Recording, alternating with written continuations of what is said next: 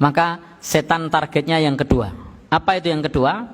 Untuk melakukan ritual agama yang tidak ada tuntunannya. Jadi ini target yang kedua. Kenapa? Ini yang dipilih karena orang seringkali kalau sudah melakukan ritual agama yang tidak ada tuntunannya, itu tidak menyadari terjatuh dalam kesalahan. Jadi seringkali orang yang melakukan ritual agama yang tidak ada tuntunannya, itu tidak menyadari kalau terjatuh dalam kekeliruan. Maka lebih sulit mengingatkan orang yang melakukan ritual agama yang tidak ada tuntunannya dibandingkan orang yang melakukan maksiat. Karena orang yang bermaksiat itu dia sudah paham sejak awal bahwa maksiatnya itu keliru. Orang yang mau mencuri itu sudah paham kalau mencuri itu keliru. Tetapi orang yang melakukan ritual agama yang ritual tersebut tidak dituntunkan, maka dia tidak menyadari bahwa dirinya terjatuh dalam kekeliruan. Maka ini menjadi target syaitan yang kedua. Jadi targetnya bagaimana manusia tersebut melakukan perbuatan yang tidak ada tuntunannya. Syekh Wahid Abdul Salam Bali menyebutkan hal ini lebih disukai setan daripada kefasikan dan kemaksiatan. Jadi ritual agama yang tidak ada tuntunannya itu lebih disukai setan daripada kemaksiatan dan kefasikan. Sebab bahayanya akan menimpa agama. Agamanya tidak lagi ori, tidak lagi orisinil, tidak lagi asli, tidak lagi sesuai sunnah. Maka agamanya akan rusak. Karena orang melakukan ritual agama tidak lagi menggunakan Al-Quran dan As-Sunnah, pakai perasaan, pakai amalan-amalan yang sifatnya dhon, persangkaan-persangkaan, membaca lafaz tertentu 1000 kali, sampai ngumpulkan jagung 10.000, sampai ngumpulkan kedelai berapa? 7.000 misalnya, dibaca sekian kali yang tidak ada tuntunannya. Bapak Ibu, kalau ternyata cara ini tidak berhasil, setan masih punya perangkap berikutnya. Jadi perangkap satu lolos, maka masih ada perangkap yang kedua. Ibarat orang perang, ranjau itu tidak cuma satu, ranjaunya banyak. Ranjau satu lolos, maka masih ada ranjau yang lain. Jangan senang dulu di medan perang. Kalau ranjaunya sudah meletus, lalu kemudian menganggap dirinya sudah aman, padahal masih ada ranjau yang lain.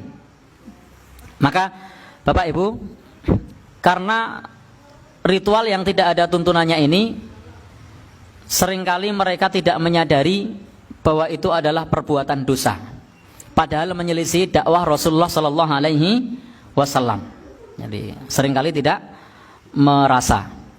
Dan jika orang sudah melakukan sesuatu yang tidak ada tuntunannya, biasanya juga mudah untuk diarahkan kepada kesyirikan dan tidak menyadari bahwasanya itu adalah kesyirikan. Kemudian dibuat sanepo, dupo, dudu opo-opo. Seolah-olah meremehkan bahwasanya itu bukan kesyirikan. Itu bukan sesuatu yang tidak ada tuntunannya. Memang awalnya dupo, dudu opo-opo. Tetapi dalam keyakinannya, kalau saya tidak melakukan ini akan terjadi malapetaka. Akhirnya terjatuh juga dalam kesyirikan. Karena menganggap kalau tidak ngobong dupo, dianggap nanti ada malapetaka. Dan biasanya dibisikkan dengan macam-macam. Kalau tidak melakukan ini nanti akan celaka. Kalau tidak melakukan itu nanti akan binasa. Kalau itu ditinggalkan nanti tanggung sendiri akibatnya. Sering mendengar yang begitu? Iya. Jadi sehingga awalnya memang sesuatu yang tidak ada tuntunannya, tapi lama-lama keyakinannya menjatuhkan dan menjerumuskan pula dalam kesyirikan. Karena meyakini bisa mendatangkan malapetaka, meyakini bisa mendatangkan manfaat. Saya baru saja tadi ada yang bertanya, mau menikah dihalangi sama orang tuanya. Kenapa? Karena orang tuanya ini memahami anaknya tidak cocok. Karena yang satunya hari lahirnya wage, sementara yang satunya paing. Katanya kalau geing tidak akan sukses. Jadi pengaruh sukses dan tidak itu tidak ditentukan oleh wage dan paing. Allah Subhanahu wa taala yang sudah menjamin rezeki masing-masing. Jadi yang namanya orang sudah ikhtiar nih bonangi tidak sukses saja banyak kok mosol hanya karena wage dan pahing lalu dianggap tidak sukses. Nah, jadi yang penting bagaimana kita ikhtiar dan terus berdoa kepada Allah Subhanahu wa taala. Jangan sandarkan tawakal kepada hari lahir. Apakah kemudian kalau pasangannya bukan pahing lalu sukses? Nah, belum tentu. Nah, sehingga Bapak Ibu itu bukan ukuran, bukan tingkatan untuk kemudian menjadi sukses. Baik, di bab ini kalau ternyata gagal melancarkan cara yang kedua, untuk ritual yang tidak ada tuntunannya ini macam-macam ya. Saya tidak perlu sebutkan satu persatu karena pembahasan tentang masalah ini nanti bisa melebar. Saya sampaikan saja secara umum ritual agama yang tidak ada tuntunannya. Karena kalau dalam muamalah itu silahkan inovasi. Dalam masalah teknologi silahkan inovasi. Silahkan berkreasi. Itu dalam masalah dunia. Nabi sendiri berkata, antum a'lamu bi umuri dunyakum. Kalian lebih tahu dengan urusan dunia kalian. Jadi kalau urusan dunia silahkan kreasi, silahkan untuk berinovasi. Tapi kalau agama jangan sekali-kali berinovasi. Bikin tata cara sholat sendiri, ya tidak diterima. Bikin tata cara zikir sendiri, diracik sendiri, ya tidak diterima. Karena prinsip di dalam ibadah itu satu harus iman kepada Allah, Islam. Dua harus ikhlas. Tiga harus ittiba. Maka harus terpenuhi tiga syarat ini. Kalau tiga syarat ini tidak dipenuhi maka tidak akan diterima. Jadi wajib beriman Islam. Kalau ada orang tidak iman Islam kok melu sholat, yo konyol. Karena harus syahadat dulu, iman Islam dulu. Yang kedua, dia sudah iman Islam kok melakukannya tidak ikhlas, sama juga tidak diterima. Dia melakukannya sudah ikhlas, tapi ternyata ritual agamanya tidak dituntunkan. Tidak dituntunkan. Harus dilakukan malam Jumat.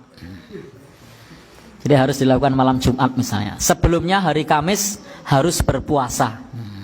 Setelah itu diawali rokaat pertama surat ini, rokaat kedua surat itu setelah selesai membaca zikir tertentu 27 kali misalnya. Nah tuntunannya dari mana? Tetapi orang awam seringkali mengatakan, loh kan baik toh disuruh sholat. Permasalahan di dalam ibadah ini bukan masalah baik atau tidak baik, tapi ada tuntunannya atau tidak. Jadi ada tuntunannya atau tidak. Lalu kemudian mereka mengatakan lagi, loh kan tidak ada larangannya. Di dalam masalah ibadah itu jangan pakai larangan. Ada enggak tuntunannya? Jika hanya karena tidak ada larangannya, niscaya sholat subuh 5 rakaat pun tidak ada larangannya. Coba tunjukkan sama saya, mana larangan sholat subuh 5 rakaat? Ada enggak? Enggak ada. Tapi bagaimana kalau sholat kita subuhnya langsung 5 rakaat? Maksudnya untuk apa? Biar sekalian berkeringat. Berpahala apa enggak? Lo kan tidak ada larangannya. Ada larangannya enggak? Enggak ada. Kenapa enggak boleh? Karena tidak sesuai tuntunan. Nah orang seringkali mengatakan, lo kan tidak ada larangannya. Maka Bapak Ibu yang berbahagia, dalam ibadah jangan tanya larangan, tapi tanya ada tuntunannya apa enggak. Kalau tidak ada tuntunannya tidak usah dikerjakan. Karena andai hanya ukurannya tidak ada larangannya, maka Bapak Ibu yang berbahagia, sholat duhur setelah isya itu tidak ada larangannya. Ada larangannya enggak? Tidak ada. Nabi tidak pernah mengatakan janganlah kalian sholat duhur setelah isya. Tidak pernah. Tapi kalau sholat duhur setelah isya bagaimana?